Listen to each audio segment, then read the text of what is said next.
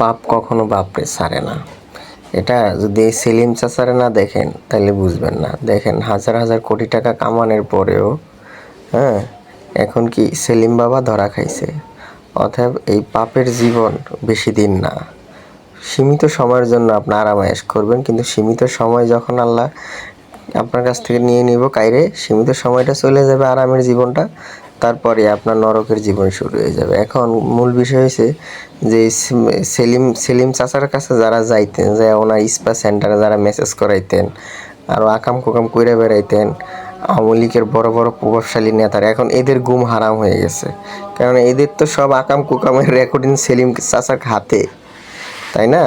তার মানে সেলিম চাচারে বেশি দিন ভিতরে রাখতে পারবেন না। দেখা গেছে যে এমনও হবার পারে যে বাংলাদেশের কোনো বড় অফিসারের ভিডিও ওনার কাছে রেখা দিছে ক্যামেরা বন্দি করে, কিছু করার নেই ভাই।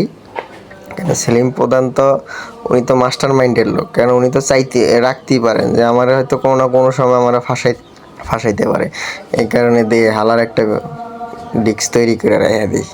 ঠিক আছে, তো এখন এই সেলিম প্রধান ধরা খাইছে, ওর চাইতে বেশি আতঙ্কে আছে যারা বাইরে আছে, তারা যারা বড় বড় নেতাকর্মী, যারা হাজার হাজার কোটি টাকা দেশের বাইরে সেলিম প্রধানের হাত ধরে পাচার করছে থাইল্যান্ডে, বিভিন্ন দেশে। হ্যাঁ, এরা আরও বেশি আতঙ্কের ভিতরে আছে, কারণ হারাম যেহেতু একজনের যদি ধরে হারামে পাপে, ওই পাপে আশপাশের আরও 2-4 জনরে সাইজ করে ছেড়া দেয়।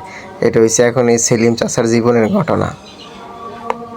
আর সেলিম চাচা খুব মানবিক লোক, তার দয়ার কোনো শেষ নেই। সে অসহায় মানুষকে খুব সাহায্য করে, ঠিক আছে, কিন্তু এই সাহায্যের পিছন দিয়ে সে অনেক আকাম কুকাম কইরা বেড়ায়, যে আকাম কুকামের কোনো শেষ নেই।